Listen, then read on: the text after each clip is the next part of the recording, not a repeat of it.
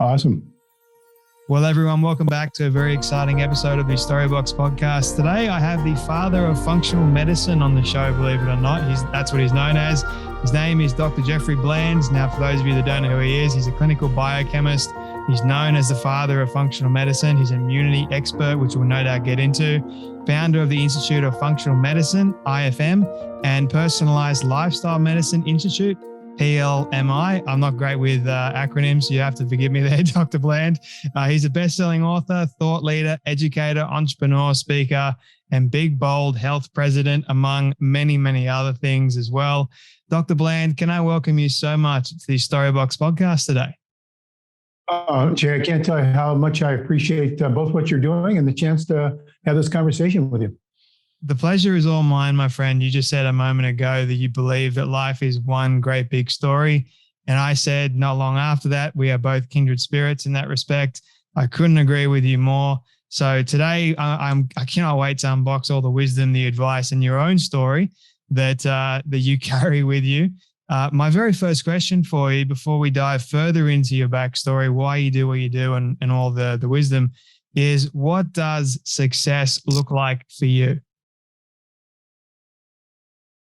Oh boy, that's a good, really good question. Obviously, giving it into a soundbite requires compressing 76 years of living in my life. I think for me, I would say still being healthy enough to actually watch this grow up around me, and many of the things that I have found important, such as a relationship with my wife, with my children, with now my grandchildren, with the world at large, principles that I've been talking about in the health sciences for 40 plus years, are all maturing and giving me a sense that there is a purpose to all of this that fits together, and it makes my life very fulfilled. What does health mean to you? What does it look like to you? It means being able to get up every morning and still have the capability of exploring the world and having the options to create new opportunities that you would have never thought that were going to be possible in your life. And that range of motion, that resilience, that freedom to operate, that sense that there's still a lot of opportunities for you to learn new things about yourself and make contributions to the world. That really is, to me, the embodiment of health. You've been a doctor for a very, very long time. And with that comes many, many years of experience and seeing a vast array of different illnesses. And do you believe that as you're growing up as a functional medicine doctor, what you've seen, that more and more people are becoming unhealthier today than before? Well, the answer is, the simple answer is, of course, yes. But the more complicated answer is how and why. Yeah. I think that we globally have gone through, I'll share one level of another, COVID-2 and how it translated into COVID. COVID was more than just a viral disease. It was a psychosocial, political, economic, cultural, biological, and I guess financial energy that went into our system, for which not a single person went through it without having impact. And all of that, when woven together, is a measurement of the collective health, not only of the individuals, but the planet in which they are living. Yeah. And so I think that we are coming out of, and still not out of, and probably will never be completely out of, the trauma that was experienced, because it brought up not only the immediacy of the frailty of life and of the ways that we can leave this planet sometimes with no celebration and under distress, but it also brought up the fact that I don't believe we were as healthy as we thought we were as a global population. And if you look at the demographics of the illness SARS-CoV-2 going into COVID and its ultimate forms that it took, going in some cases to the termination of life, you'll find that there were differences in how serious the infection was in terms of outcome. In the United States, if you look at the data on a population-adjusted basis, we were one of the worst countries in the world relative to the severity of the condition as it traveled through our country. And you might say, well, it's because it affected a lot of older people. Well, it did affect a lot of older people, but we're not the oldest country in the world on mean average age. And a lot of the people that were affected were not old. And in fact, if you look at the actual adjusted age stratification of deaths to COVID or hospitalization requiring intubation, it's very serious COVID, we as a country were ranking right up there as number one. Far worse even than probably, of course, we probably don't have all the data from China, but it appears to be even worse than China. So if we were to ask the question why, then that leads to a very complicated discussion because it has so many factors that bear on how a single organism, in this case, a viral, maybe not even an organism, I don't know if you want to call virus an organism, but let's just say a vector, how it could ultimately then present itself into different people in such dramatically different ways, and to stick around now as long-haul post-COVID syndrome in millions of people in the United States and tens of millions globally who are still having the residual effect, even though they're not infected with the disease of COVID-19 itself. They still have the memory of that disease as it scarred their immune system. Yeah. So when you put all those things together and you say, okay, what did we learn and how do we go from here? It is the challenge of not just my older generation, it's the challenge, I think, of the younger generation to ask how we're going to create a world that doesn't lead to this level of catastrophe again. Looking at the narrative that was spun around COVID-19 and what it actually does to you, I mean, there was so much information being passed down through the media, you name it, whatever it was. And it seems like for me as a young person, I've had COVID twice. I was like, okay, it's not really as serious for me as what the media kept spinning for me. So I'm curious for a functional medicine doctor, Dr. Bland, how serious is it and who does it affect the most? Well, I think it was incredibly serious. And I want to, I commend you that your system, your resilience and your immune system having been infected was such that you could accommodate that signal, that virus in such a way that the symptoms you had were reasonably, from what you said, reasonably mild or reasonably manageable. In many people that were your age, that was not the case.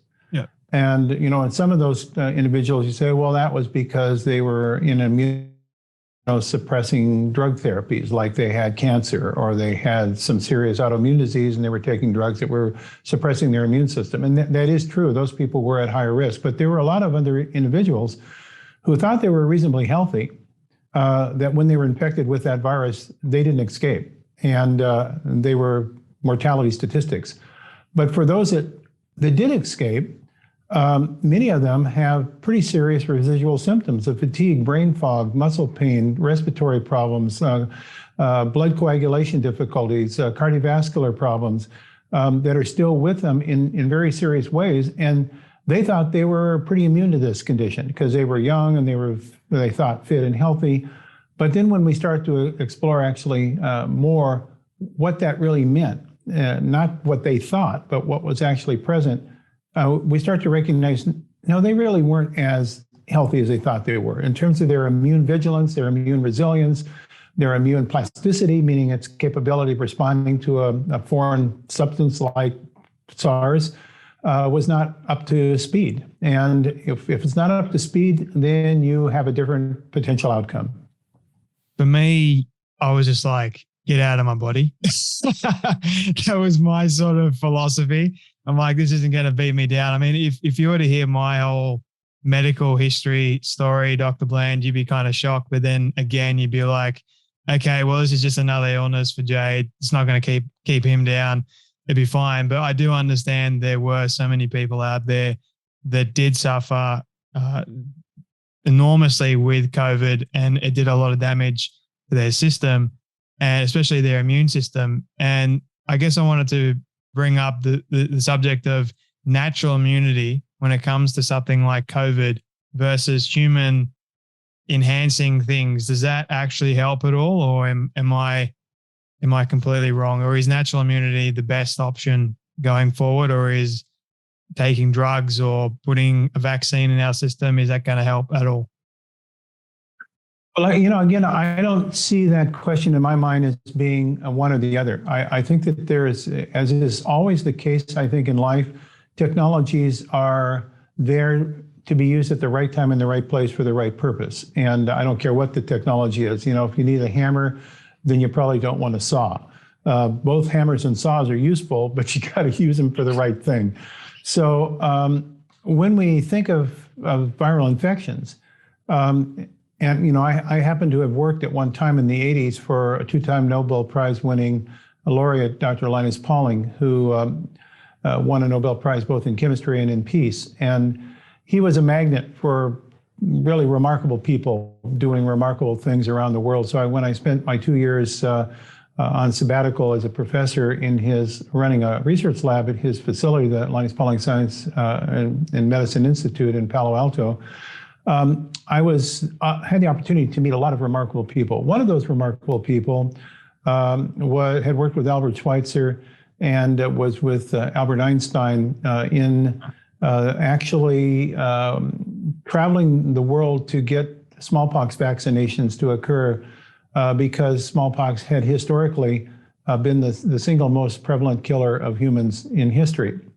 And that particular advocacy to vaccinate people, particularly in the developing world, against smallpox resulted in virtually elimination of smallpox as a disease. And most people don't even think about smallpox today as being, like something on the radar screen because that immunization was so effective in eliminating, which was the number one cause of death in the world at one time.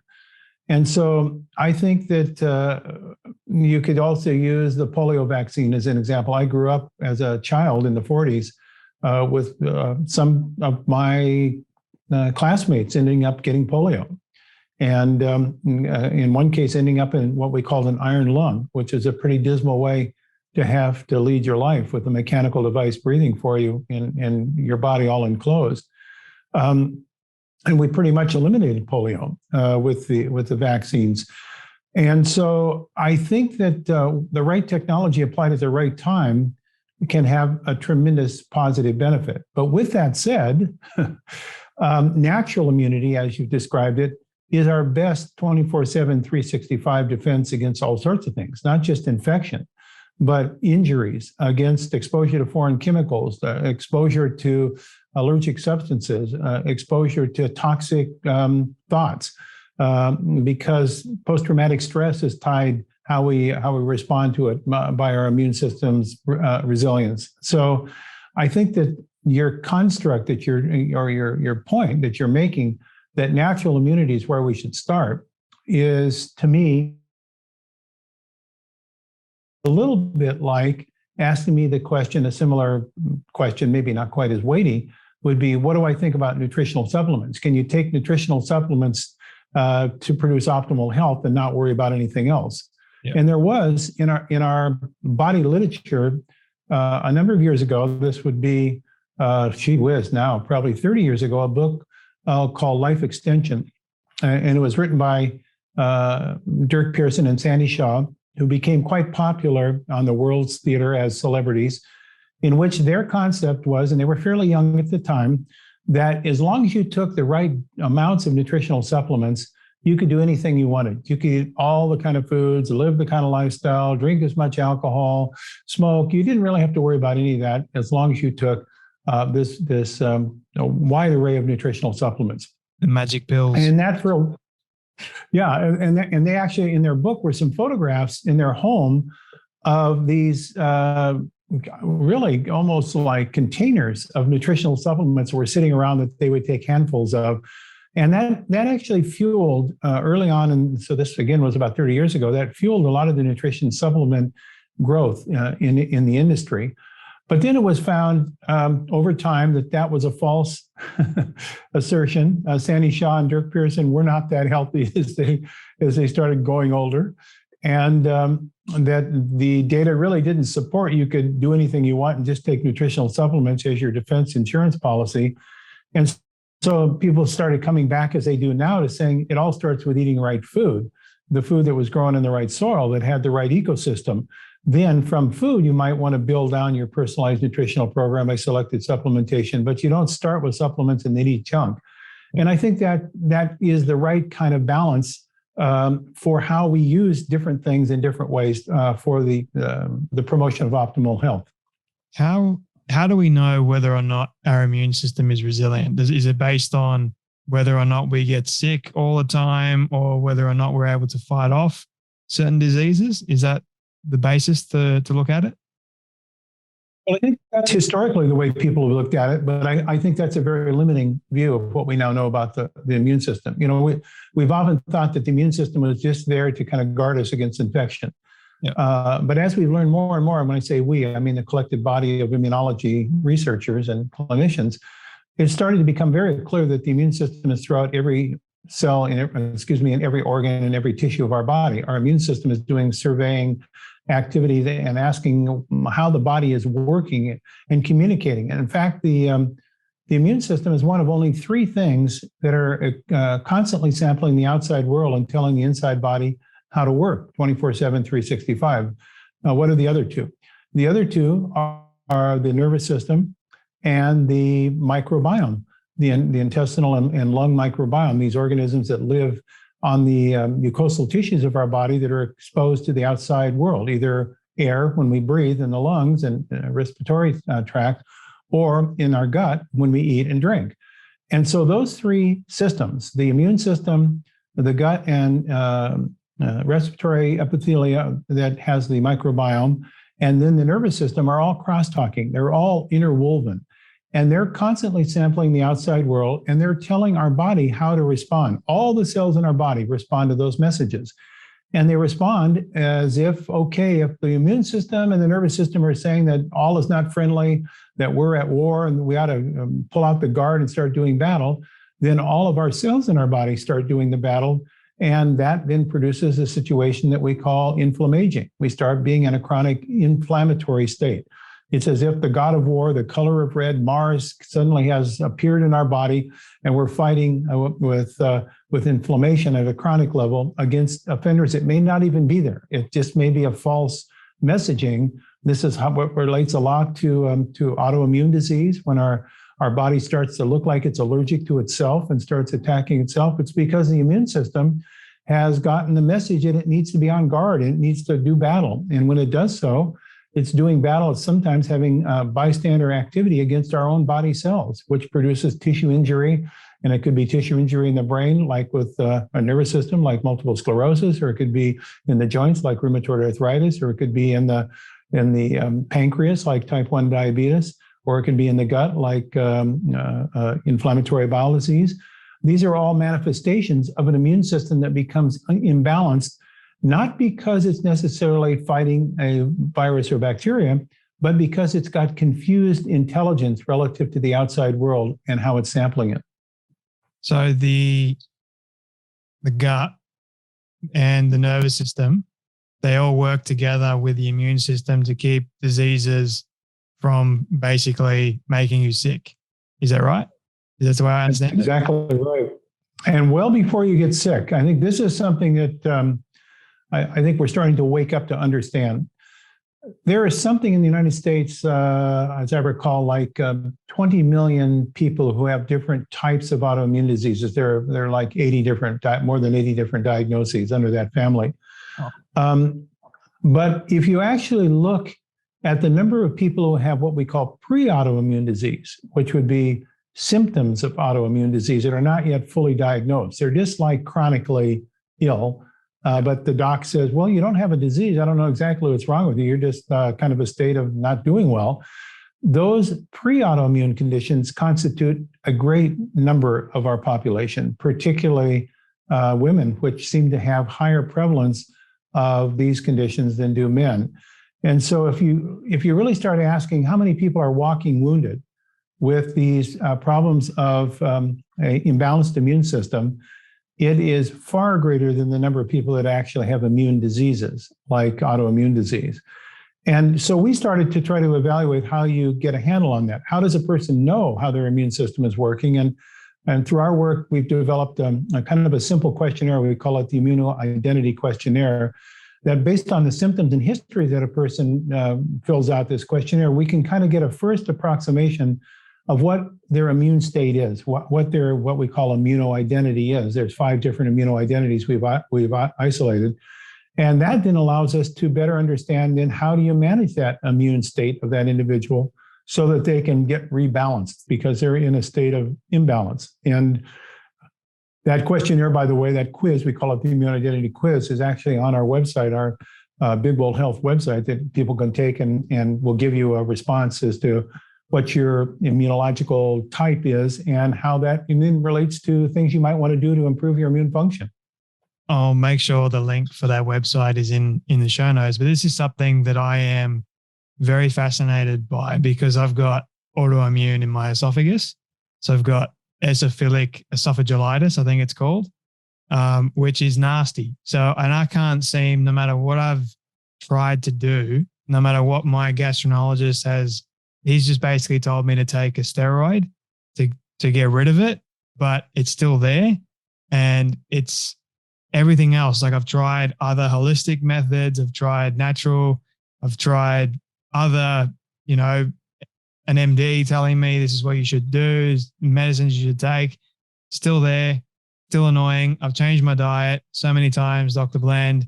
Nothing seems to be helping it at all. Is there any way for me to get rid of it? And firstly, the second question is, how does an autoimmune disease actually develop in the first place? Yeah. So let's use you as a good case history here. Yeah, so esophagitis, let's talk about the word first. So any word in the medical lexicon that has itis at the end, that means it's an inflammation. So that means it's an inflammation of your esophagus. So that is defining the problem. It's not telling how it came to be in your body, nor is it telling what to do. It just defines that you have an inflammation of the cells that line your esophagus. Yeah. So then if we wanted to say, okay, well, where did this come from? Then we ask, okay, you've got your genes, your unique genetic structure, and then you've got your experiences that have made you, all the things that you have experienced since you were born are part of your story that has influenced then aspects of your cellular architecture. So we might say then, are there things then in your combination of your genes and your experiences that might match together to give rise to this condition, which is inflammation of your esophagus? Now that, I'm going to stop just for a second before I go to the next step, because you're anxious, well, where will this take me? I just want to point out for people listening to this that what medicine often does is it stops right there. It says, you've got an inflammation of the esophagus, and then it says, okay, how do we block inflammation of the esophagus? Yeah. Well, you block inflammation of the esophagus the same way you block inflammation of the knee or the elbow or the head or the heart or virtually any organ or tissue. You use an anti-inflammatory agent. And you say, well, what are the anti-inflammatory agents? If you're a doc, you've got a whole list. Some are over the counter and some are prescription. And you pick the ones that are in the standard of identity that block inflammation that have been proven by other docs to be useful in that condition. Now, did that at all treat the condition? Of course it didn't. It treated the effect. It didn't treat the cause. No one would argue that it didn't treat the cause, but that's not what medicine is there to do. It's treating the effect so that you can leave the doctor's office with a prescription and feeling you've got something that will alleviate your symptoms. Yeah. But those things will continue on forever because you didn't treat the cause. So I'm just saying the obvious. There's no revelation about this. This is where we are. Now, maybe if you're 90, you might say, well, that's good enough. I just want to get rid of the symptoms. I only have a few years remaining on the planet, so I don't really care. If you're 40, you might say, well, hold on just a minute. I don't want another 50 years of this. I like to treat the cause and not the effect. That's called upstream medicine or point of origin medicine. It's a different philosophy, and that is the basis of functional medicine. Now, I don't want to be holier than thou and suggest that because I say this, that we necessarily always know exactly the cause, because these can be very complicated. There's multiple factors that can work on a person's genes to create an outcome that's called, in this case, esophagitis. But what we do know by asking that question is what causes it. It sets us up into a whole different set of questions that we want to ask and a different way of evaluating you rather than just saying, well, we have a treatment that'll get rid of the symptoms called an anti-inflammatory, which is steroids. Yeah. So the functional medicine model is a more complicated model. Clearly, it's not really good for 5-minute office visits because it's going to require that practitioner, that doc, to work with the patient to really try to understand how the combination of what they've done and how they live and how they eat and so forth could influence their function in such a way that gave rise to this inflammation of their esophagus. It didn't just happen because God just said, you're going to have a bad esophagus. It happened because there are variables that are causing it that, if you understand them and can identify them, are most often executable, and you can change them. And that's how you treat the cause and not the effect. Now, let's go to you personally and esophagitis. Where would I go? I would go into the literature that talks about esophageal tissues and the mucosal lining of your esophagus, this very sensitive set of cells that are only like one cell thick lining that separate your body from whatever you put down your throat. And those cells have specific personalities that are unique to their environment. And they have unique needs that other cells in other parts of your body don't have. Right. So I would start immediately in saying, what things would we want to take away that those cells don't like? And what things do we want to add back that those cells do like? That would be how I would treat the cause and not the effect of your regional specific inflammation, that is esophagitis. Now, I've given you this as a primer course in functional medicine. To really do this right, obviously, we'd have to sit down and do a much more detailed Sherlock Holmes detective story. But I'm fairly confident from now 4 decades of experience in this, that we could identify in you things that would be modifiable that would alleviate much, if not all, of this esophagitis. And I think that that is a different strategy. It's not commonly practiced in the medicine of the 21st century, but it will be the medicine of our future, because we can't treat all the sick people with things that only suppress symptoms, because eventually they'll get worse and then they become more expensive and more problematic. Well, that's what I'm trying to avoid, because I'm 26 and the gastro that did the laparoscopy on me, I had, I think, over 50 nodules that were inflamed. And he goes, for someone your age, he's never seen that before. Usually someone my age with over 50, he's like, I've only seen over 60-year-olds with that amount. He goes, usually I only see patients that have got around 20 or 15 that are inflamed. He's like, yours are, he's like, I don't know how you're coping or you're managing. I'm like, well, I'm not really. It's really, really painful because I can't sleep. I'll wake up in like a burning sensation all the way down here to my chest. And then I'll be sweating profusely as well. All these aspects just go on as a result. But if I was to track it back to my childhood, I was born with kidney reflux and gastric reflux as well. And I think as I've grown older, the gastric reflux has still been there. The kidney reflux has sort of dissipated a little bit, but I think it might have caused a little bit of scarring. I don't know. I'm not a doctor, but maybe I do need a better doctor plan to get to the bottom of how we can properly fix it in the near future. So, yeah. Yeah. Again, I want to be very cautious here that I'm not criticizing your doctor, because I think your doctor is using standard of care and they're doing exactly what they're trained to do, which is to treat the problem. But the model that I'm describing, it doesn't mean give up what you're doing. It means adding on to what you're doing to try to explore, as a detective would do, the variables that are known to enhance the probability of esophageal mucosal inflammation. And I think you identified absolutely one of the places I would have started with. I would have been asking you about gastric reflux, because that bile that comes by reflux is very caustic. You know, it has to digest nails. And so it's very caustic to the sensitive mucosal lining of your esophagus. So that could certainly cause what you call scarring. But there is no cell type that is irreversibly injured. Our body can replace itself. That's the most powerful thing. You know, we used to think that, like, for instance, brain cells, once you lost them, they could never return. But now we actually recognize that there is some neuroplasticity, that our brain actually has neurogenesis capabilities, admittedly slower than, say, other tissues of our body can replace themselves more rapidly. But even the brain can be regenerated. So this concept that we're on a one-way ticket to disaster is ridiculous. We can turn so many of these things around. And that's actually why I started this company, Big Bold Health, for that very reason, because I got so discouraged the way people were talking about their immune system and their immune function. I thought, you know, there's so much more to learn, so much more that we can help people to become owners of their immune system, not just be victims of their immune system. We just have to get this down to a level that can be accessed by individuals in ways that they can implement in their lives without having to become a doctor in the process.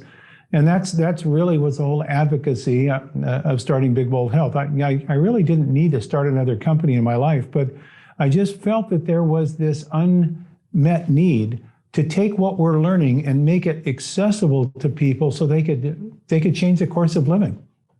I think what you're doing is honestly incredible, and I commend you for doing it. I wish you were my doctor, to be honest with you. The more I listen to you and the more that I have understood your work, I wanted to ask you about this. This is more my curiosity. I've heard it said a couple of times. Do you believe that all disease begins in the gut?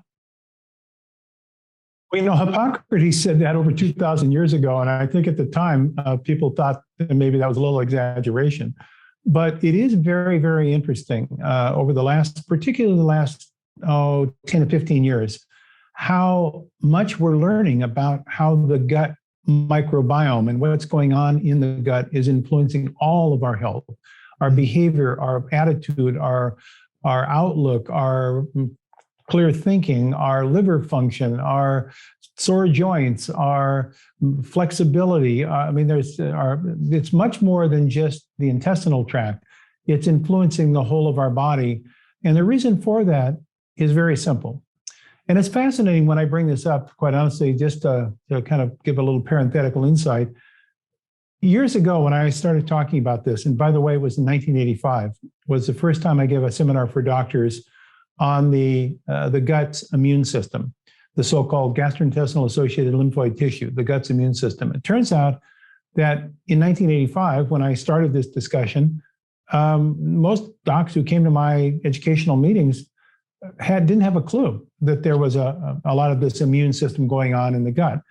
Now it's become more well recognized. It's still not fully appreciated at the level it needs to be, but it's certainly come a long way since 1985, because we now know clearly that more than 60% of our immune system is clustered around our intestinal tract. Now, people have asked, well, why would that be? I mean, did the universal designer of the human body just throw it in there because it was no other place to put it? And the answer is no. If you think of why the immune system is so dense in its effects on the intestinal tract, over the course of living, an average person will eat somewhere between, depending on their appetite and their size, between 10 and 20 tons of food. Wow. And if you think of what food are foreign molecules. The stuff that are the molecules that make up our body, that makes up our cells, are different than the food we eat, unless we're cannibals, which hopefully none of us are.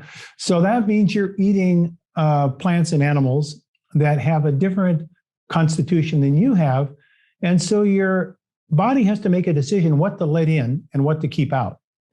And that's what happens at the intestinal level with the immune system. It's the gatekeeper. It says, oh, that's a friendly molecule, I'll let it in. Or, oh, no, that's not such a friendly molecule, I must keep that out, or I have to form a reaction to it because it's not going to do us well. So the immune system, like we know about antibodies, for instance, that are produced against an infectious organism, like we saw with the vaccine, the mRNA vaccines. They've produced antibodies to the spike protein. Well, those antibodies, 70% of those are produced by the immune cells in our intestinal tract. Let me say it again. 70% of our antibodies are produced by immune cells that line our intestinal tract. Now, how does that relate then to things that we experience? It means that if your intestinal tract gets confused, your immune system gets confused, or vice versa, the other way. If your immune system gets confused, your intestinal tract gets confused, your whole digestion gets screwed up.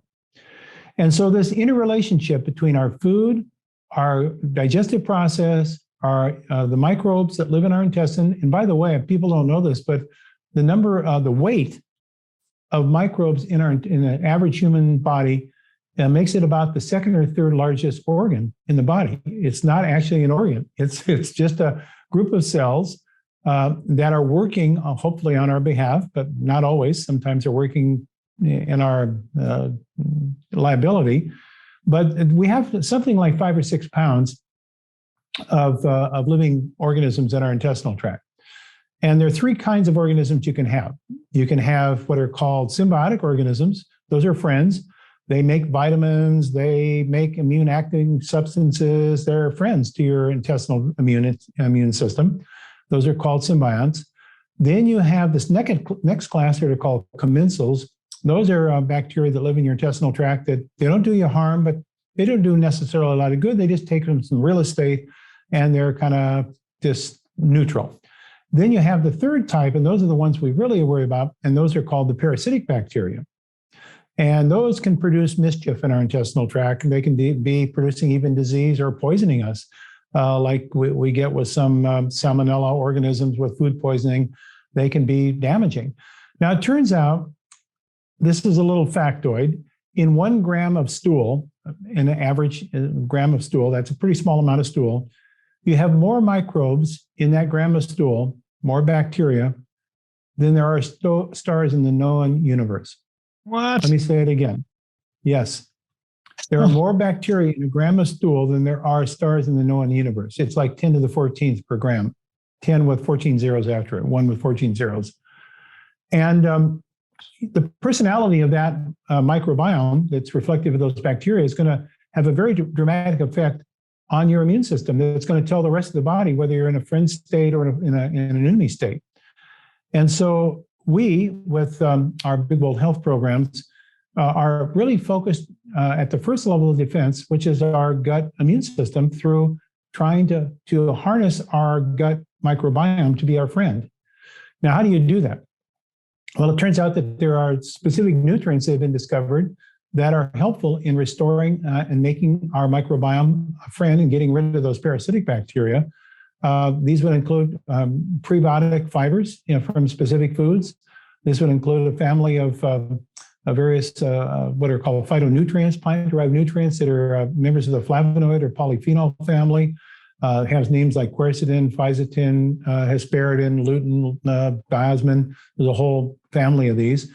And that's actually why we got very interested in this ancient food that's been eaten by humans for 2,500 years called Himalayan Tartary buckwheat.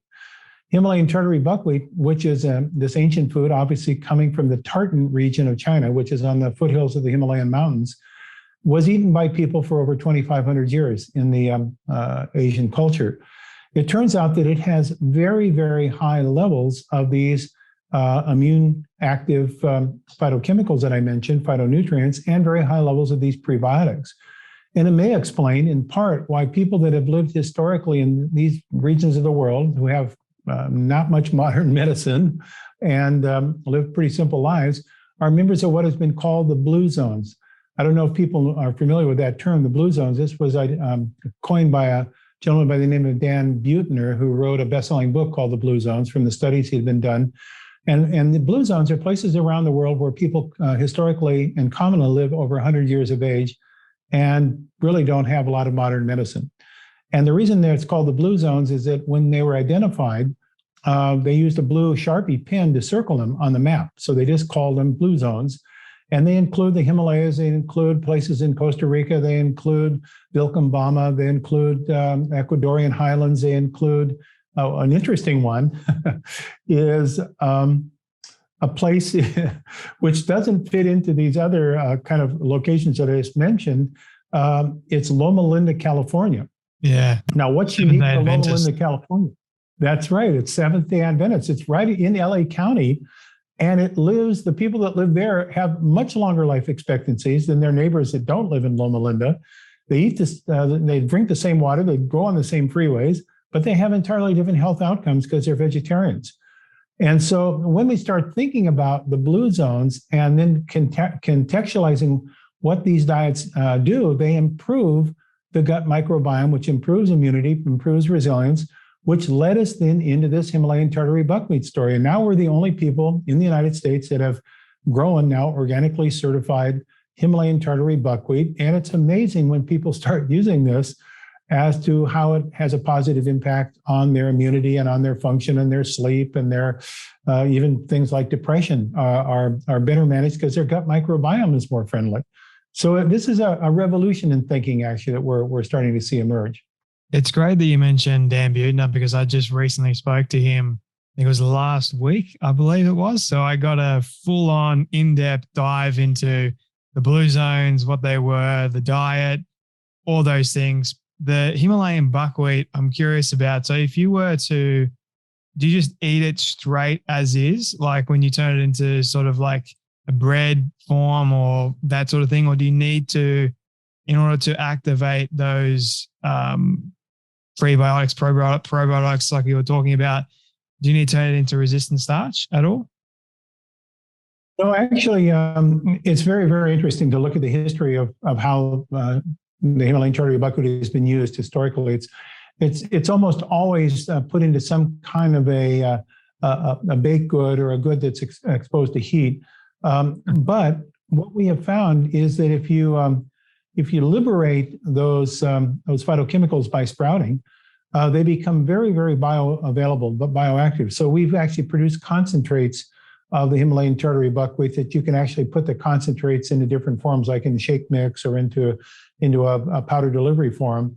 And so there are many ways that it can be delivered. We actually have a food lab that are developing recipes and menu guides. If you go to our website, you're going to see all sorts of ways of utilizing and producing different menu guide or menu plans relative to Himalayan tartary buckwheat.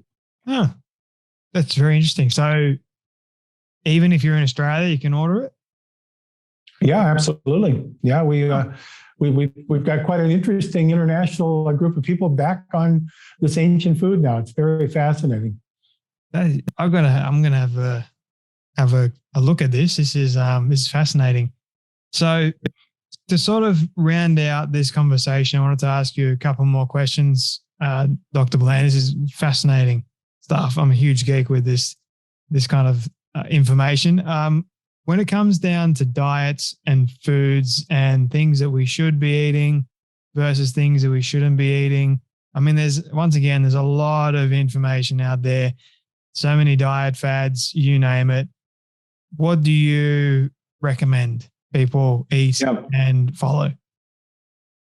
Thank you. You're right in saying that there are a lot of fads and things that come and go. I've been around in this field long enough to see many, many diet fads come and go. And we have keto, and we have paleo, and we have fasting, and we have fasting mimicking dieting, and we have high protein, low carbohydrate. We have high carbohydrate, low protein. We have fat restriction. I mean, you can go, we have the DASH diet. We've got the Mediterranean diet. So there's all sorts of options. But there are certain themes that come through, I believe, that are reproducible. And that is, I think Michael Pollan said it beautiful in Carnivore's Dilemma. omnivore's dilemma, and that he was talking about make sure we get a lot of plant foods in our diet, and make sure those plant foods are minimally processed, and let's eat by the rainbow. Eating by the rainbow, meaning eating plants of color, not synthetic color agents, but natural color in the plant.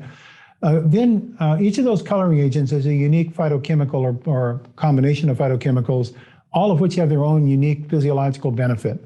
So if you eat by the rainbow, you're really eating polypharmacy. You're eating all sorts of different bioactive compounds, and minimally process them. Don't overcook them. Don't extract them and put them up with a bunch of other ingredients, but as natural as possible.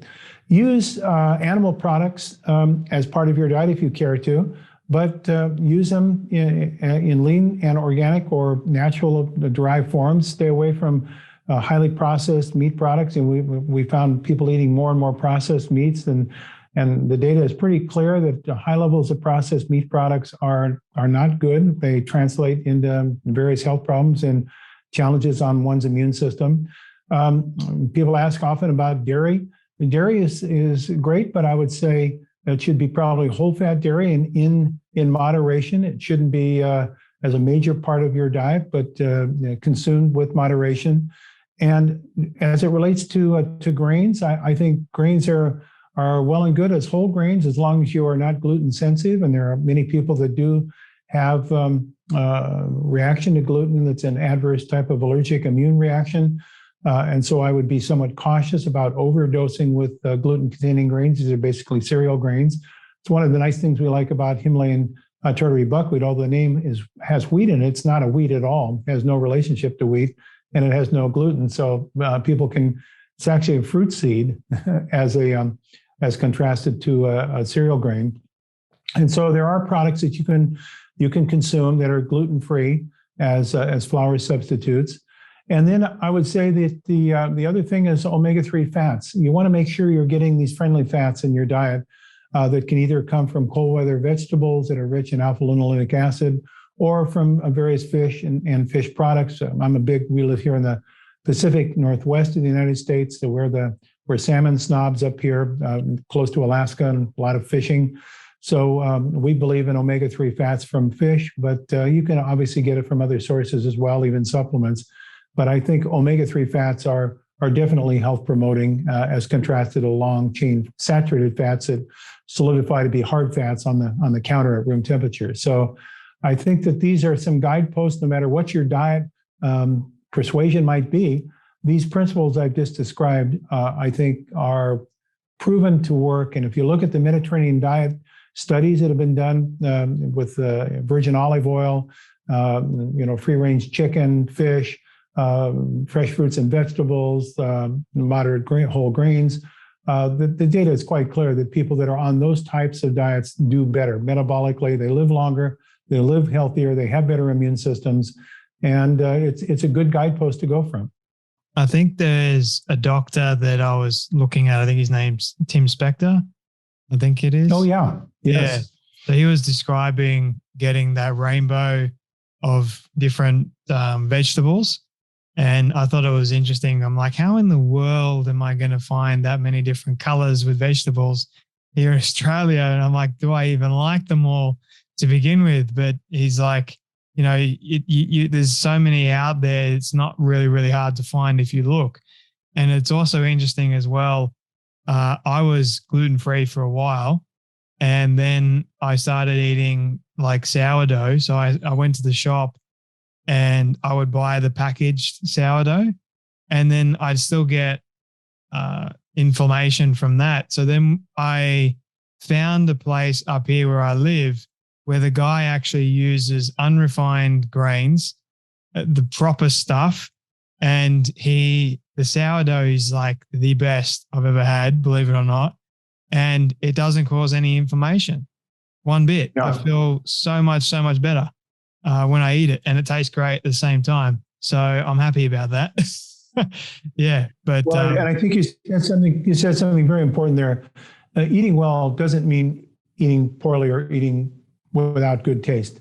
And we have a little game that we often play with people who go through this diet change program. We say, just choose one vegetable a week that you're not familiar with and incorporate it into your diet. Find a way that you might juice it, you might use it in a recipe, a salad recipe, or a condiment with something else.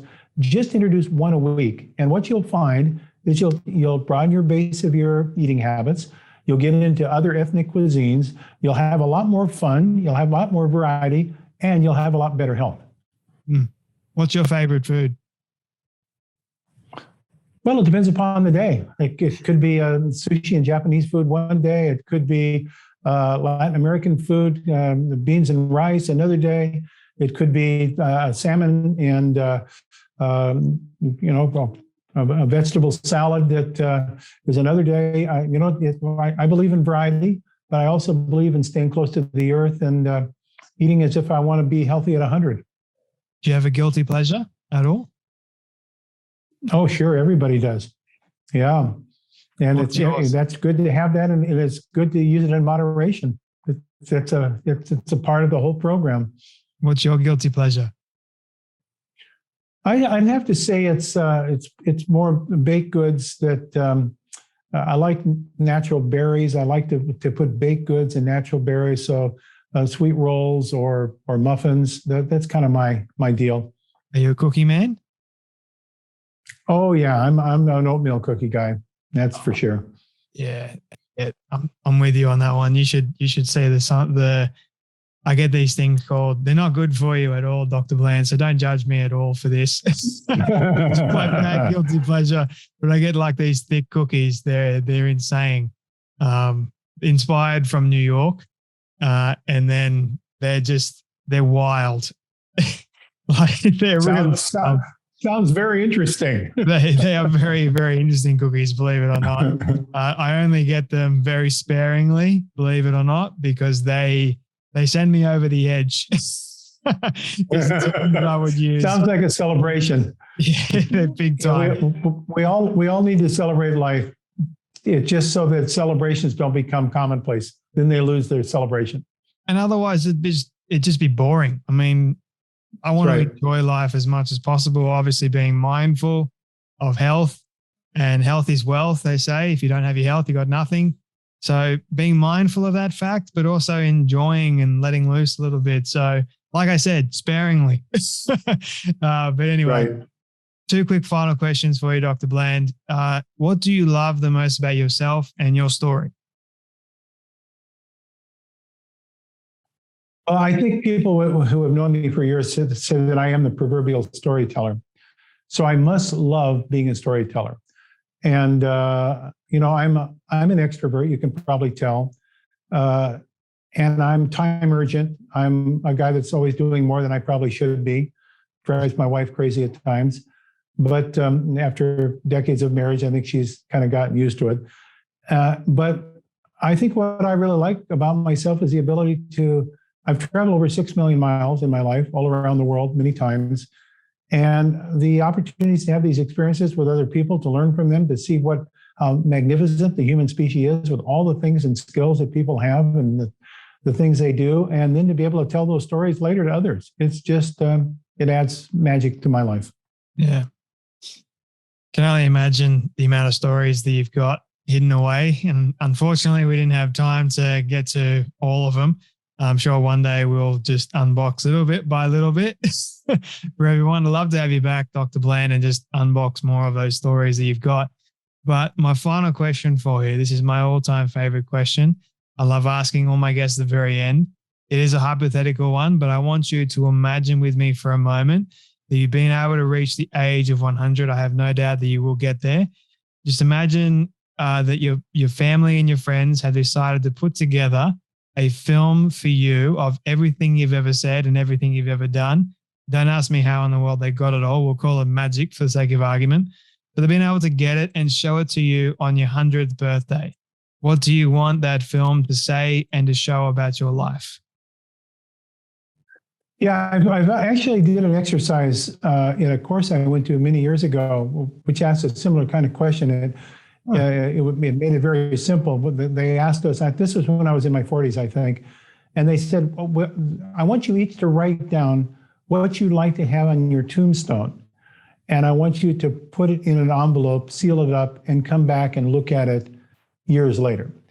And I remember very vividly what I wrote down, and I think it's exactly the answer to your question for me today. And that is, if I compile everything that I've done, what I would like it to be acknowledged is that Jeff Bland's life, he was a teacher. Because I think to be a teacher, you have to be a good student. And to be a teacher, you have to be a good listener. And to be a good teacher, you have to be willing to learn things that you didn't know about and maybe even rejected at firsthand because it didn't seem that you should spend the time learning it. And to be a good teacher, you have to have an open heart, an open spirit, and an open mind. And you have to be willing then to communicate that to others. And I think that would be for me on the 100th birthday would be my takeaway from looking at my 6 million miles of travel and what it's meant. I think that's a good place to leave it, good send-off message for people. But Dr. Bland, thank you so much for your time today, sir, your wisdom, your advice, and your stories, and for joining me today on the Storybox podcast. Thank you, Jay. The best to you, and keep pursuing that. I think you'll find the solution to that esophagitis.